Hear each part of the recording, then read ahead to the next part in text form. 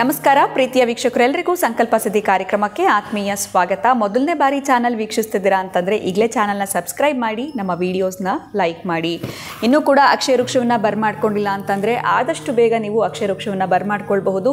ನಿಮ್ಮ ಜೀವನದಲ್ಲಿ ಬರ್ತಿರುವಂಥ ತೊಂದರೆಗಳು, ಕಷ್ಟಗಳು, ಸಮಸ್ಯೆಗಳು ಇವೆಲ್ಲವೂ ಕೂಡ ಶೀಘ್ರವಾಗಿ ಹೊರಗಡೆ ಬರಬೇಕು ಇದರಿಂದ ಅಂತಂದರೆ ಇವತ್ತೇ ಈಗಲೇ ನೀವು ಅಕ್ಷಯ ವೃಕ್ಷವನ್ನು ಬರ್ಮಾಡ್ಕೊಳ್ಳಿ. ಏನೋ ಕಾರ್ಯಕ್ರಮದಲ್ಲಿ ನಮ್ಮ ಜೊತೆಲಿದ್ದಾರೆ ಸ್ಪಿರಿಚುವಲ್ ಗುರು ಡಾಕ್ಟರ್ ವಿಷ್ಣುದತ್ತ ಗುರುಜಿಯವರು. ಗುರುಗಳನ್ನ ಕಾರ್ಯಕ್ರಮಕ್ಕೆ ಸ್ವಾಗತಿಸೋಣ. ನಮಸ್ತೆ ಗುರುಗಳೇ, ಕಾರ್ಯಕ್ರಮಕ್ಕೆ ಭಕ್ತಿಯ ಸ್ವಾಗತ. ನಾಳೆ ಬಹಳನೇ ವಿಶೇಷವಾಗಿರುವಂಥ ದಿನ ರಥಸಪ್ತಮಿ. ಈ ರಥಸಪ್ತಮಿಯ ವಿಶೇಷತೆ ಏನು, ರಥಸಪ್ತಮಿಯ ದಿನದ ಆಚರಣೆ ಹೇಗಿರಬೇಕು, ಯಾವ ದೇವಾಲಯಕ್ಕೆ ನಾವು ಭೇಟಿ ನೀಡಬೇಕಾಗತ್ತೆ, ಈ ದಿನವನ್ನು ಹೇಗೆ ಬಳಸ್ಕೊಳ್ಬೇಕು, ಇದ್ರ ಬಗ್ಗೆ ತಿಳಿಸ್ಕೊಡಿ. ಓಂ ವಿಶ್ವಸ್ಮೈ ನಮಃ. ನನ್ನ ಪ್ರೀತಿಯ ಬಂಧುಗಳೇ, ಈ ಮಾಘ ಮಾಸದಲ್ಲಿ ಎಲ್ಲವೂ ಕೂಡ ಪ್ರತಿ ದಿನವೂ ವಿಶೇಷವೇ. ಆದ್ದರಿಂದ ಇನ್ನು ರಥಸಪ್ತಮಿ ಎಲ್ಲರಿಗೂ ಗೊತ್ತಿರೋಂಥದ್ದೇ. ಸೂರ್ಯ ಹುಟ್ಟಿದ್ದು ಮತ್ತೊಂದು ಇನ್ನೊಂದೆಲ್ಲ ನಿಮಗೆ ಗೊತ್ತಿರೋಂಥದ್ದೇ. ಇನ್ನು ಏನಾದರೂ ಇದೆಯಾ ಅಂತಂದರೆ ಬಹುಶಃ ನಮ್ಮ ಬದುಕಿನಲ್ಲಿ ಭವ್ಯವಾಗಿರತಕ್ಕಂತಹ ಬದುಕನ್ನು ಕಟ್ಟಿಕೊಳ್ಳಲಿಕ್ಕೆ ಒಂದಷ್ಟು ನಾವು ಮಾಡಿಕೊಳ್ತಕ್ಕಂತಹ ಪೂಜೆಗಳಲ್ಲೋ ಯಂತ್ರ ಮಂತ್ರ ತಂತ್ರಗಳಲ್ಲೋ ಬಹುಶಃ ಭಗವಂತ ಯಾರ ಅಧೀನ ಅಂತಂದರೆ ಮಂತ್ರಾಧೀನ ಅಂತೆ, ಮಂತ್ರಕ್ಕೆ ಅಧೀನನಾಗ್ತಾನಂತೆವ. ಅದಕ್ಕಾಗಿ ಸಪ್ತಾಶ್ವ ರಥಮಾರೂಢಂ ಪ್ರಚಂಡ ಕಶ್ಯಪಾತ್ಮಜಂ ಶ್ವೇತ ಪದ್ಮಧರಂ ದೈವಂ. ಅಂತಹ ಸೂರ್ಯನಾರಾಯಣ ಮೊದಲಿಗೆ ಅರುಣೋದಯವಾಗತ್ತೆ. ಅರುಣೋದಯ ಅಂತ, ಅರುಣ ಯಾರು? ಗರುಡನ ಬ್ರದರ್, ಗರುಡನಿಗೆ ಸಂಬಂಧಪಟ್ಟ ಸಹೋದರ. ಹಾಗಾಗಿ ಮೊದಲು ನಮಗೆ ಅರುಣೋದಯವಾಗುತ್ತೆ, ಸೂರ್ಯೋದಯ ಆಗೋದಿಲ್ಲ. ಅರುಣೋದಯ ಬೇರೆ, ಸೂರ್ಯೋದಯ ಬೇರೆ. ಯಾವಾಗಲೂ ಅಷ್ಟೇ. ಈಗ ನಮ್ಮ ಒಂದು ವೆಹಿಕಲ್ಗೆ ಮೊದಲು ಡ್ರೈವರ್ ಹೋಗ್ತಾನೆ, ಆಮೇಲೆ ಅದರ ಮಾಲೀಕ ಹೋಗ್ತಾನೆ. ಹಾಗೇನೆ ಈ ಸಪ್ತಾಶ್ವ ರಥಮಾರೂಢಂ 7 ಕುದುರೆಗಳಿರ್ತಕ್ಕಂತಹ ಏಕಚಕ್ರಧರಂ ದೇವಂ ಅಂದರೆ ಸೂರ್ಯನ ರಥಕ್ಕೆ 7 ಕುದುರೆಗಳಿದ್ದಾವೆ. ಎಷ್ಟು ಚಕ್ರ ಇದ್ದಾವೆ? ಒಂದೇ ಚಕ್ರ ಇದೆ. ಒಂದು ಚಕ್ರ ಇರ್ತಕ್ಕಂಥ ರಥಕ್ಕೆ 7 ಕುದುರೆಗಳು. ಅದಕ್ಕೆ ಸಾರಥಿಯಾಗಿರ್ತಕ್ಕಂಥ ಅರುಣನಿಗೆ ಮೊದಲ ನಮಸ್ಕಾರವನ್ನು ಮಾಡಬೇಕಂತೆ. ಅಂತಹ ನಮಸ್ಕಾರ ಮಾಡಬೇಕು. ಅವನು ಮೊದಲು ನಿಮ್ಮನ್ನು ಸಂಪ್ರೀತಿಗೊಳಿಸಬೇಕು. ಯಾವಾಗಲೂ ಅಷ್ಟೇ ನೋಡಿ, ಈ ಒಂದು ದೇವರ ದರ್ಶನ ಮಾಡಬೇಕಾದರೆ ದ್ವಾರಪಾಲಕರಿರ್ತಾರೆ. ಯಾರು? ಜಯ ವಿಜಯ ನಾಮಾನವ್, ಚಂಡ ಪ್ರಚಂಡ ನಾಮಾನವ್, ಹೀಗೆ ಇರ್ತಕ್ಕಂಥದ್ದು. ಎಲ್ಲಿ ಈ ಅಗ್ನಿ ಪ್ರತಿಷ್ಠೆ ಅಂತ ಮಾಡಲಿಕ್ಕೆ ಹೋದರೂ ಕೂಡ ಅಷ್ಟೇ, ಚಂಡ ಪ್ರಚಂಡ ನಾಮಾನವ್, ಜಯ ವಿಜಯ ನಾಮಾನವ್, ದಾತೃ ವಿಧಾತೃ ನಾಮಾನವ್, ಸಂಭವ ಪ್ರಭವ ನಾಮಾನವ್. ಈ ರೀತಿ ದ್ವಾರಪಾಲಕ ಅವರ ಅನುಮತಿ ಪಡ್ಕೊಂಡು ಒಳಗಡೆ ಹೋಗ್ಬೇಕಂತೆ. ಅವರನ್ನು ಮೊದಲು ತೃಪ್ತಿಪಡಿಸಿ ಖುಷಿಯಾಗಿ ಮಾತಾಡಿಸ್ಬೇಕಂತ. ಹೇಗಿದೆಯಪ್ಪ, ಚೆನ್ನಾಗಿದೆಯಾ ಅಂತಂದರೆ ಚೆನ್ನಾಗಿದ್ದೀನಿ ಅಂತ. ಎಷ್ಟು ಚೆನ್ನಾಗಿ ಬಾಗಿಲು ತೆಗಿತಾನೆ. ನೀವು ಏನೋ ಒಂಥರ ಕೋಪದಿಂದ ಹೋದರೆ ಎಲ್ಲಿ ಒಂದು ಬಾಗಿಲು ತೆಗಿತಾನೆ. ಹಾಗೆ ಮೊದಲು ಅರುಣನಿಗೆ ನಮಸ್ಕಾರವನ್ನು ಮಾಡಬೇಕು. ಆಮೇಲೆ ಸೂರ್ಯ ದೇವನಿಗೆ ನಮಸ್ಕಾರ ಮಾಡ್ತಕ್ಕಂಥದ್ದು, ಸೂರ್ಯೋದಯ ಆಗುವಂಥದ್ದು ಎಲ್ಲವೂ ಕೂಡ ನಿಮಗೆ ಗೊತ್ತಿದೆ. ಇದಕ್ಕೆ ಮುನ್ನ ಅರುಣನಿಗೆ ನಮಸ್ಕಾರ ಮಾಡಬೇಕಾದ್ರೆ ನಾವೇನು ಮಾಡಬೇಕು? ಆ ಅರುಣೋದಯಕ್ಕೆ ಮುನ್ನವೇ ನಾವು ಸ್ನಾನ ಮಾಡಿರಬೇಕು. ಆಮೇಲೆ ಯಾವಾಗಲೂ ಅರುಣನೂ ಇಲ್ಲ, ಸೂರ್ಯನೂ ಇಲ್ಲ, ಅವ್ರ ನೆತ್ತಿ ಮೇಲೆ ಬಂದಿರ್ತಾರೆ. ಆವಾಗ ಸ್ನಾನ ಮಾಡಿದರೆ ನಿಮ್ಮ ನಮಸ್ಕಾರವನ್ನು ಯಾರು ತಗೊಳ್ತಾರೆ? ಯಾರೂ ತಗೊಳ್ಳಲ್ಲ. ಅದಕ್ಕಾಗಿ ಏನಾದರೂ ಒಂದು ಸ್ವೀಕೃತಿ ಆಗಬೇಕು.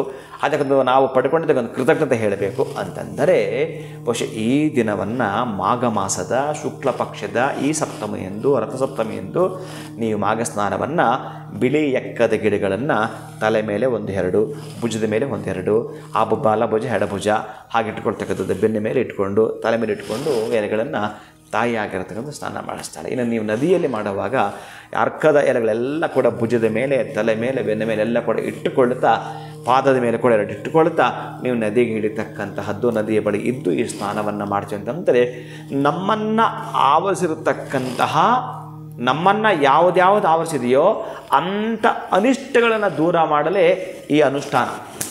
ಅದಕ್ಕಾಗಿ ಈ ಅನುಷ್ಠಾನವನ್ನು ಮೊದಲು ತಿಳಿದುಕೊಂಡರೆ ಈ ಅನಿಷ್ಟಗಳನ್ನು ನಾವು ದೂರ ಸರಿಸಬಹುದು. ಎಲ್ಲವೂ ಕೂಡ ಬಹುಶಃ ಇಂಚಿಂಚು ನಮ್ಮ ಮನೆಯಲ್ಲಿ ಹಿಡಿದಿಟ್ಟಿದೆಯೋ, ತೀರಾ ಸಣ್ಣದ್ದು, ಬಹುಶಃ ಎಂತಹದ್ದು ದಾರಿದ್ರ್ಯಕ್ಕೆ ನಾವು ಒಳಗಾಗಿದ್ದೀವೋ ಇವೆಲ್ಲವೂ ಕೂಡ ತೊಳೆದುಕೊಳ್ಳಲಿಕ್ಕೆ ಇರತಕ್ಕಂತಹದ್ದೇ ಮಾಘ ಸ್ನಾನ. ಅದರಲ್ಲೂ ರಥಸಪ್ತಮಿಗೆ ಸಂಬಂಧಪಡ್ತಕ್ಕಂಥದ್ದು. ಯಾರಿಗೆ ಉದ್ಯೋಗದಲ್ಲಿ ತುಂಬ ತಾಪತ್ರಯ ಕಾಡ್ತಾ ಇತ್ತು ಅವರು ಇದನ್ನು ಎನ್ಕ್ಯಾಶ್ ಮಾಡ್ಕೋಬೇಕು. ಯಾರೆಲ್ಲ ಇಂಟ್ರೂ ಹೋಗಿ ವಾಪಸ್ ಬಂದರು ಅವ್ರು ಇದನ್ನು ಎನ್ಕ್ಯಾಶ್ ಮಾಡ್ಕೊಳ್ಬೇಕು. ಯಾರೆಲ್ಲ ಕೂಡ ಸ್ಥಿರತೆ ಇರಲಿಲ್ಲ ನಿಮ್ಮ ಬದುಕಲ್ಲಿ ಅವ್ರು ಎನ್ಕ್ಯಾಶ್ ಮಾಡ್ಕೊಳ್ಬೇಕು. ನಾನೊಂದು ಪ್ರಬಲವಾದ ವ್ಯಕ್ತಿ ಆಗಬೇಕು, ಎಲ್ಲೋ ಒಂದು ಕಡೆ ವೀಕ್ ಆಗಿದ್ದೆ ನಾನು, ಯಾಕಂದರೆ ಆರೋಗ್ಯ ಕೊಡತಕ್ಕದ್ದು ಅವನೇ, ಉದ್ಯೋಗ ಕೊಡತಕ್ಕದ್ದು ಅವನೇ. ನಿಮಗೆ ಎರಡು ಬಹಳ ಮುಖ್ಯ ಆಗಿರೋದು. ಹಾಗಾಗಿ ಈ ದಿನ ಪಡ್ಕೊಳ್ಳಿ. ಬೇರೆ ದಿನದಲ್ಲಿ ಮಾಡಿದ್ದು ನಿಮಗೆಲ್ಲ ಕೊಡೋದಿಲ್ಲ. ಬಹುಶಃ ಇವತ್ತು ನಿಮಗಾಗಿಯೇ ಕಾಯ್ತಾ ಇದೆ ಅದು. ಅಂತಹ ಸಡಗರ ಸಂಭ್ರಮದ ದಿನ. ಅದಕ್ಕಾಗಿ ನಾವು ನೋಡಿ, ಯಾವತ್ತಾದರೂ ಒಂದು ದಿನ ನೀವು ಮಾಮೂಲಿ ದಿನಗಳಲ್ಲಿ ಹೋಗ್ತಿರಲ್ಲ, ಅಷ್ಟೊಂದು ರಶ್ ಇರೋದಿಲ್ಲ. ಎಲ್ಲಿ? ಶ್ರೀನಿವಾಸನ ದೇವಸ್ಥಾನಕ್ಕೋ ಅಥವಾ ಶಿವರಾತ್ರಿಗೆ ಅಂದ್ಕೊಳ್ಳೋಣ. ಅದೇ ಶಿವರಾತ್ರಿ ದಿವಸ ಶಿವನ ದೇವಸ್ಥಾನಕ್ಕೆ ಹೋದ್ರೆ ಲೈನ್ ಇರುತ್ತೆ, ಹೌದು ಅಲ್ವಾ? ಜಾಸ್ತಿ ಇರುತ್ತೆ. ಅದೇ ವೈಕುಂಠ ಏಕಾದಶಿಗೆ ಸೇಮ್ ಇರುತ್ತೆ ಶ್ರೀನಿವಾಸ ದೇವಸ್ಥಾನಕ್ಕೆ. ಬೇರೆ ದಿನದಲ್ಲಿ ಅಷ್ಟು ಕಾಣಿಸೋದಿಲ್ಲ. ಅಂತಹದ್ದೇ ಇವೆರಡಕ್ಕಿಂತ ಹೆಚ್ಚಿನ ಶಕ್ತಿ ಇದೆ ಅಂತಂದರೆ ಈ ರಥಸಪ್ತಮಿಗಿದೆ. ಯಾರಿಗೆ ಬದುಕು ತುಂಬ ಹೆಂಗಾಗಿದೆ ಅಂತಂದರೆ ಬೆಂಡಾಗಿದೆ, ನಮ್ಮದು ಎಂತ ಇಲ್ಲ, ಎಲ್ಲ ಕಳ್ಕೊಂಡಿದ್ದೀವಪ್ಪ, ಪಡ್ಕೊಳ್ಬೇಕು. ಬೇರೆ ದಿನ ಸೂರ್ಯನ ಆರಾಧನೆ ಮಾಡಿದ್ದೀರಿ, ಒಟ್ಟಾರೆ ಒಂದು ಖುಷಿಯಾಗಿ ಸಂತೋಷವೇ. ನನ್ನ ಕೆಲಸ ಇದೆ, ವಿಧಿ ಇಲ್ಲ, ಮಾಡ್ತಾ ಇದ್ದೀನಿ, ಸುಮಾರು ವರ್ಷಗಳಿಂದ ಮಾಡ್ತಾ ಇದ್ದೀನಿ, ನನಗೆ ಯಾವುದು ಇಂಕ್ರಿಮೆಂಟ್ ಆಗಲಿಲ್ಲ ಅಂತಕ್ಕಂಥವ್ರು, ನನಗೆ ಪ್ರಮೋಷನ್ ಸಿಗಲಿಲ್ಲ ಅಂತಕ್ಕಂಥವ್ರು, ಸ್ಯಾಲ್ರಿ ಹೈಕ್ ಆಗಬೇಕು, ಇವರೆಲ್ಲರೂ ಕೂಡ ಬಹುಶಃ ಆರಾಧನೆ ಮಾಡಬೇಕಾದ್ರೆ ಈ ದಿನ ಮಾಡಬೇಕು. ಬಿಡಿ ಯಾವಾಗಲೂ ಮಾಡಿದ್ರೆ ಆಯಿತು, ಇನ್ನು ಯಾವಾಗಲೂ ಬರುತ್ತೆ ಬಿಡಿ, ನಿಮಗೂ ಕೂಡ ಬರೋವಂಥದ್ದು ಯಾವಾಗಲೂ ಬರುತ್ತೆ ಬಿಡ್ರಿ, ಕೊಡೋನು ಯಾವಾಗಲೂ ಕೊಡ್ತಾನೆ ಬಿಡ್ರಿ. ಈ ದಿನ ನಿಮ್ಮ ಪರವಾಗಿ ಬಳಸ್ಕೊಳ್ಳಿ. ಅದಕ್ಕೆ ಅರುಣೋದಯನನ್ನು ಕೂಡ ಪ್ರಾರ್ಥನೆ ಮಾಡತಕ್ಕಂತಹದ್ದು. ಈ ದಿನದಲ್ಲಿ ಸೂರ್ಯೋದಯಕ್ಕೆ ಸಂಬಂಧಪಟ್ಟ ಸೂರ್ಯನಾರಾಯಣ ಸ್ವಾಮಿಯನ್ನು ಅರ್ಚನೆ ಮಾಡತಕ್ಕಂತಹದ್ದು. ಅದಕ್ಕೆ ಒಂದು ಕೆಂಪು ವಸ್ತ್ರದಲ್ಲಿ 1 kg ಗೋಧಿಯನ್ನು, ಈ ಸೂರ್ಯನ ಸಂಖ್ಯೆನ 10 ಆಗಿರೋದ್ರಿಂದ 10 1 ರೂಪಾಯಿ ಕಾಯಿಯನ್ನು ಹಾಕಿ ಕಟ್ಟಿಟ್ಟು ಬಿಟ್ಟು ಸೂರ್ಯನಾರಾಯಣ ಸ್ವಾಮಿ ದೇವಸ್ಥಾನಕ್ಕೆ ಸೂರ್ಯನಾರಾಯಣ ಸ್ವಾಮಿಗೆ ತಲುಪಿಸಬೇಕು. ಆಗಲಿಲ್ಲ, ನವಗ್ರಹಗಳಲ್ಲಿ ಪ್ರಧಾನವಾಗಿ ಪಾತ್ರ ಇರತಕ್ಕಂಥದ್ದು ಸೂರ್ಯನಾರಾಯಣನೇ. ಅದಕ್ಕಾಗಿ ಮಧ್ಯದಲ್ಲಿರ್ತಕ್ಕಂತಹ ಆ ಒಂದು ನಾರಾಯಣನ ಮುಂದೆ ಇಟ್ಟು ನಮಸ್ಕಾರ ಮಾಡ್ಕೊಳ್ಳೋಂಥದ್ದು. ಇನ್ನು ನಮ್ಮ ಬೆಂಗಳೂರಲ್ಲಿ ಎಲ್ಲಿದೆ ಅಂತಂದರೆ ಬಹುಶಃ ಅದ್ಭುತವಾಗಿರ್ತಕ್ಕಂಥದ್ದು ಸೂರ್ಯನಾರಾಯಣ ಸ್ವಾಮಿಯ ದೇಗುಲ, ದೊಮ್ಮಲೂರು ಕೃಷ್ಣಾರೆಡ್ಡಿ ಲೇಔಟಲ್ಲಿರ್ತಕ್ಕಂಥದ್ದು. ಬಹುಶಃ ಅದನ್ನು 25 ವರ್ಷ 26 ವರ್ಷ ಆಗಿದೆ ಅನ್ಕೋತೀನಿ ನಾನು. 97 96 ಏನೋ ಬಹುಶಃ ಪ್ರತಿಷ್ಠೆ ಮಾಡಿದ್ದು. ನಾವುಗಳೇ ಪ್ರತಿಷ್ಠೆ ಮಾಡಿರ್ತಕ್ಕಂಥದ್ದು. ಬಹಳ ವಿಶೇಷವಾಗಿದೆ ಅದು. ಆ ದೇವಸ್ಥಾನಕ್ಕೆ ಒಂದು ಸಲ ಭೇಟಿ ಕೊಡಿ. ಅವತ್ತಿನ ಕಾಲಕ್ಕೆ ಅಂತಹ ಅದ್ಭುತವಾಗಿರೋ ದೇವಸ್ಥಾನ ಬಹುಶಃ ನಮಗಿನ್ನೆಲ್ಲೂ ಇಲ್ಲ. ಅಷ್ಟು ಚೆನ್ನಾಗಿ ಪೂಜೆಗಳಾಗ್ತವೆ. ಎಲ್ಲ ಕಾಲದಲ್ಲೂ ಕೂಡ ನೈವೇದ್ಯ ನಿವೇದನೆಯಿಂದ ಹಿಡಿದು ಆರಾಧನೆ ಅಂತಕ್ಕಂಥದ್ದು ತುಂಬ ಸಾಂಗೋಪಾಂಗವಾಗಿ ವಿಧಿವತ್ತಾಗಿ ಕ್ರಮಬದ್ಧವಾಗಿ ಆಚರಣೆ ಮಾಡ್ತಕ್ಕಂಥದ್ದು ಏನಿದೆಯೋ ಅಲ್ಲಿ ಆರಾಧನಾಸನದಿಂದ ಹಿಡಿದು ಮಂತ್ರಾಸನದಿಂದ ಹಿಡಿದು ಸ್ನಾನಾಸನದಿಂದ ಹಿಡಿದು ಅಲಂಕಾರಾಸನದಿಂದ ಹಿಡಿದು ಭೋಜ್ಯಾಸನದಿಂದ ಹಿಡಿದು ಅಷ್ಟಾವಧಾನ ಸೇವೆ, ನಿವೇದನೆ, ಶಾತ್ತುಮರೈ, ಮಂಗಳಾರತಿ, ತೀರ್ಥಪ್ರಸಾದ ಇವೆಲ್ಲ ಅದ್ಭುತವಾಗಿ ನಡೀತದೆ. ಅದಕ್ಕೊಂದು ಶಕ್ತಿ ಬಂದಿದೆ. ಅಂತಹದ್ದು ಮಗುನ ಪೋಷಣೆ ಮಾಡೋದು ಹೇಗೆ ಬೆಳೆಯುತ್ತೆ, ಅದಕ್ಕೆ ಯಾವ ಸಂದರ್ಭದಲ್ಲಿ ಏನು ಕೊಡಬೇಕು ಅಂತ, ಹಾಗೆ ಆ ಭಗವನ್ ನಿಯಾಮಕರ ಒಂದು ಶಕ್ತಿ.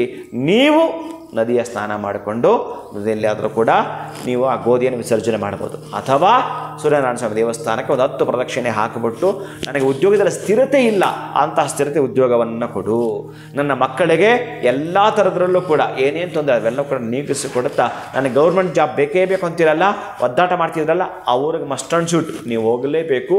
ಅಂತಹ ಭಗವನ್ ನಿಯಾಮಕರ ದರ್ಶನವನ್ನು ಮಾಡಿಕೊಂಡು ಬರ್ತೀರಿ. ಅಂತಹ ಖುಷಿಯ ಜೀವನ ನಿಮ್ಮದಾಗತ್ತೆ. ಆ ರಥಸಪ್ತಮಿಯನ್ನು ನೀವು ಒರಿಜಿನಲ್ ಆಗಿ ಕರೆಕ್ಟಾಗಿ ಬಳಸ್ಕೊಂಡಿದೆ ಆದರೆ ನೀವು ಸ್ನಾನ ಮಾಡೋದು ಕೂಡ ಅಷ್ಟೇ. ಮಾಘ ಸ್ನಾನ ಆಗಲಿಲ್ಲ ಗುರುಗಳೇ ಅಂತಂದರೆ ಮನೆಯ ಸ್ನಾನ ಮಾಡಿದ್ರು ಕೂಡ ನಾನು ಏನು ಹೇಳ್ತೀನಿ ಅಂತಂದರೆ ಸ್ವಲ್ಪ ಅರಿಶಿಣವನ್ನು ಹಾಕ್ತಕ್ಕಂಥದ್ದು. ಇನ್ನು ಕುಂಕುಮ ಕೇಸರಿ ಇತ್ತು ಅಂತಂದ್ರೆ ಒಂದು ಸ್ವಲ್ಪ ಅದಕ್ಕೆ ಹಾಕಿ ನೀವು ಮಾಡ್ಕೊಳ್ತೀನಿ ಅಂತಂದರೆ ಎಕ್ಕದ ಎಲೆಗಳನ್ನು ಭುಜದ ಮೇಲೆ, ತಲೆಯ ಮೇಲೆ, ಪಾದ ಮೇಲೆ ಇಟ್ಕೊಳ್ತಾ ಸ್ನಾನ ಮಾಡಿಕೊಂಡು ಆ ಒಂದು ಸೂರ್ಯನಾರಾಯಣ ದೇವಸ್ಥಾನಕ್ಕೆ ಹೋಗಿ ಬನ್ನಿ. ಅತ್ಯಂತ ಅದ್ಭುತಗಳನ್ನು, ಪವಾಡಗಳನ್ನು ನೀವು ನೋಡ್ತೀರಿ. ಮತ್ತು ಬರ್ತಕ್ಕಂತಹ ರಥಸಪ್ತಮಿ ಒಳಗಡೆ ನೀವೇನು ಅಂದುಕೊಂಡಿದ್ದೀರಿ 10 ವರ್ಷಗಳಿಂದ ಆಗಲಿಲ್ಲವಲ್ಲ, ಅದು ಈ ರಥಸಪ್ತಮಿಯಿಂದ ಈಡೇರುತ್ತೆ ನಿಮ್ಮ ಭವ್ಯ ಬದುಕಿಗೆ. ಖಂಡಿತವಾಗ್ಲೂ ಗುರುಗಳೇ, ರಥಸಪ್ತಮಿಯ ಆಚರಣೆ ಹೇಗಿರಬೇಕು, ರಥಸಪ್ತಮಿಯನ್ನು ನಾವು ಹೇಗೆ ಬಳಸ್ಕೊಳ್ಬೇಕು ಅನ್ನೋದ್ರ ಬಗ್ಗೆ ತಿಳಿಸ್ಕೊಟ್ರಿ. ಅದ್ಭುತವಾಗಿರುವಂಥ ಮಾಹಿತಿ. ನಮ್ಮ ಕನಸುಗಳನ್ನೆಲ್ಲ ನನಸು ಮಾಡ್ಕೊಳ್ಬೇಕು ಅಂತಂದರೆ ಯಾವ ದೇವಾಲಯಕ್ಕೆ ಭೇಟಿ ನೀಡಬೇಕು ಅಂತ ಕೂಡ ತಿಳಿಸ್ಕೊಟ್ಟಿದ್ದೀರಾ. ಧನ್ಯವಾದಗಳು ತಮಗೆ. ನಮಸ್ಕಾರ. ಹರೇ ಶ್ರೀನಿವಾಸ. ರಥಸಪ್ತಮಿಯ ಆಚರಣೆ ಹೀಗಿರಲಿ ಅನ್ನೋದ್ರ ಬಗ್ಗೆ ನಮಗೆ ಗುರುಗಳು ತಿಳಿಸ್ಕೊಟ್ಟಿದ್ದಾರೆ. ಇವತ್ತಿನ ವಿಡಿಯೋ ತಮ್ಮೆಲ್ಲರಿಗೂ ಇಷ್ಟ ಆಗಿದೆ ಅಂತ ಭಾವಿಸ್ತೀನಿ. ನಮಸ್ಕಾರ.